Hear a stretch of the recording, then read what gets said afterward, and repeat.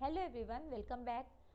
आज हम आप लोगों को बीटीसी फर्स्ट सेमेस्टर का फर्स्ट पेपर जो कि बाल विकास एवं सीखने की प्रक्रिया है, इसके अंतर्गत हम आज आपको बाल्यावस्था के बारे में पढ़ाएंगे। शैशवावस्था ऑलरेडी जा चुका है मेरे चैनल पे, अगर आप वो नहीं देखे हैं तो जाके देख लीजिएगा। आज बाल्यावस्था यानी चाइल्डहुड के बारे में बताएंगे, तो आइए देखते हैं। 6 से 12 वर्ष की अवस्था को बाल्यावस्था कहते हैं। इसे जीवन का अनोखा काल भी कहा जाता है। अगर ये क्वेश्चन आता है, शॉर्ट में आता है, आप लोग को वैसे भी पता है कि बीटीसी में शॉर्ट में ही क्वेश्चन आते हैं, पूछ लेता है जीवन का अनोखा काल किस काल को कहा जाता है, तो जीवन का अनोखा काल बाल्यावस्था को कहा जाता है। ये किसने कहा था? तो ये कोल एवं ब्रूस ने कहा, यानी बाल्यावस्था को जीवन का अनोखा काल कहा था। तो अगर राइटर पूछेगा तो राइटर होगा आपका कोल एवं ब्रूस। अगर पूछेगा किस अवस्था को कहते हैं, तो बाल्यावस्था को जीवन का अनोखा काल कहते हैं। इस काल को ये भी कहा गया है कि इस काल को समझना यानी बाल्यावस्था को समझना सबसे कठिन कार्य है। इस अवस्था को बहुत मुश्किल होती है समझने में, और इस अवस्था को ही आप निर्माणकारी अवस्था भी कह सकते हैं।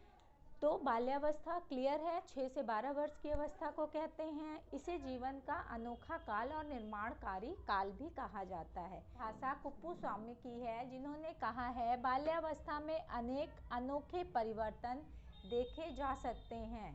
दूसरी परिभाषा भी ले लेते हैं जो कि कोल एवं ब्रूस का है।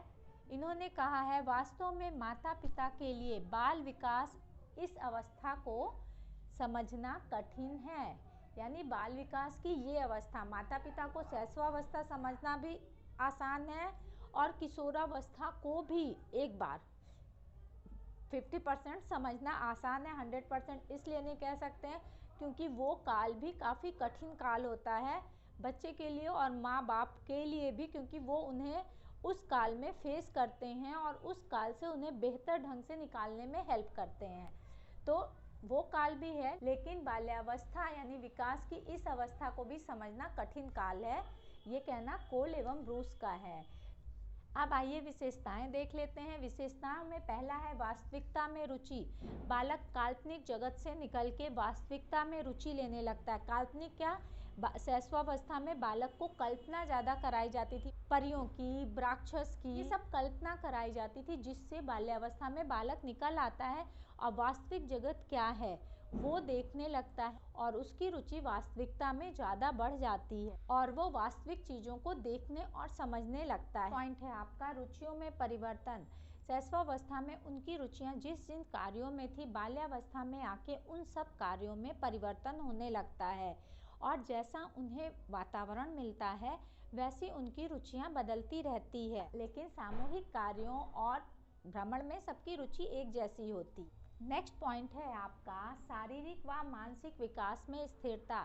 इस अवस्था में बालक का शारीरिक विकास में थोड़ी स्थिरता आ जाती है, उनमें रोगों से लड़ने की क्षमता ज़्यादा उत्पन्न होती है और इस अवस्था में कामेंद्रियों और ज्ञानेंद्रियों का पूर्ण विकास हो जाता है और इसमें बालक सीखने के साथ साथ उसे करने पे भी जोर देने लगता है। यानी बालक की शारीरिक विकास में स्थिरता तो आ जाती है, लेकिन उसके साथ साथ और चीज़ों में वृद्धि होती है। मानसिक विकास भी स्थिर हो जाता है, लेकिन उसमें चिंतन, तर्क, किसी भी चीज़ को सोचने लगता है, तर्क करने लगता है। परिणाम स्वरूप बालक प्रत्यक्ष रूप से समस्या का समाधान यानी किसी भी समस्या का हल खोजने लगता है। मानसिक विकास स्थिर होने के बावजूद बालक समस्याओं का समाधान खोजने लगता है। ये चीज़ें उनकी विकसित होती है, जैसे तर्क हो गया, चिंतन हो गया, ये सब थोड़ा वृद्धि होने लगती है। नेक्स्ट पॉइंट है आपका संवेगों पर नियंत्रण। इस अवस्था में बालक अपने संवेग नियंत्रण करने लगता है, क्योंकि बाल्यावस्था में प्रवेश करते उसके सारे संवेग विकसित हो जाते हैं, तो उसे ये पता होता है कि समाज में रहने के लिए उसे किन किन संवेगों को प्रकट करना चाहिए और किन किन संवेगों को नहीं प्रकट करना चाहिए।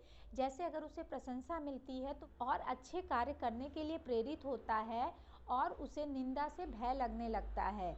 वो समय समय पे अपने द्वेष वाले संवेग प्रकट करता है, ईर्ष्या के संवेग प्रकट करता है, प्रेम, सहानुभूति आदि के संवेग प्रकट करता है। द्वेष, क्रोध, ये सब संवेग को थोड़ा सा होल्ड करके रखता है, क्योंकि उसे पता है कि समाज में रह के इन संवेगों को प्रकट नहीं करना चाहिए। तो ये बाल्यावस्था में बालक सीख जाता है कि कौन कौन से संवेग उसे प्रकट करने हैं और कहाँ कौन से संवेग हैं जिसे उन्हें रोकना है। तो वो संवेगों पर नियंत्रण करना सीख लेता है। इससे पहले वो नहीं कर पाता था, यानी शैशवावस्था में उसे ये नियंत्रण नहीं था, लेकिन बाल्यावस्था में आते वो इन सब पे नियंत्रण करना सीख गया था। नेक्स्ट पॉइंट है आपका सामाजिक गुणों का विकास। इस अवस्था में आके बालक सामाजिकता से जुड़ जाता है, यानी सामाजिक समूह से जुड़ने लगता है।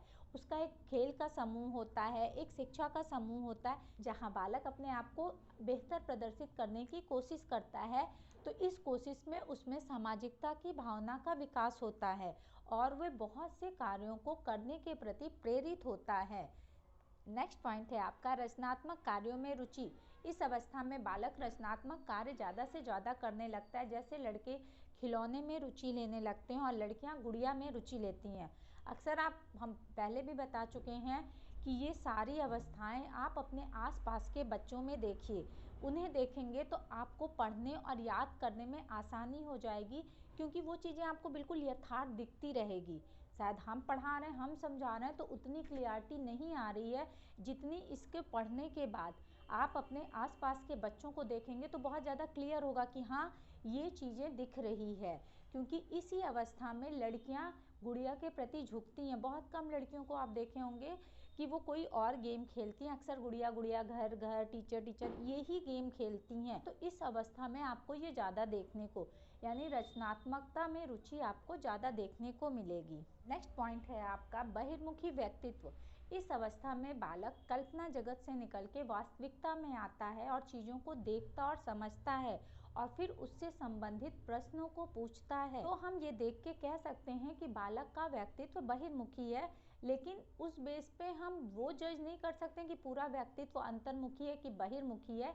लेकिन हाँ, जब वो वास्तविकता से रूबरू होता है तो उसको देखते हुए हम कह सकते हैं कि उसका बहिर्मुखी व्यक्तित्व बाल्यावस्था में ज़्यादा देखने को मिलता है। नेक्स्ट पॉइंट है आपका बालकों में आत्मनिर्भरता। शैशवावस्था में बालक दूसरों पे निर्भर होते हैं, लेकिन बाल्यावस्था में आके बालक अपने दैनिक क्रियाकलाप स्वयं करने लगते हैं, यानी खुद पे आत्मनिर्भरता उनमें आने लगती है।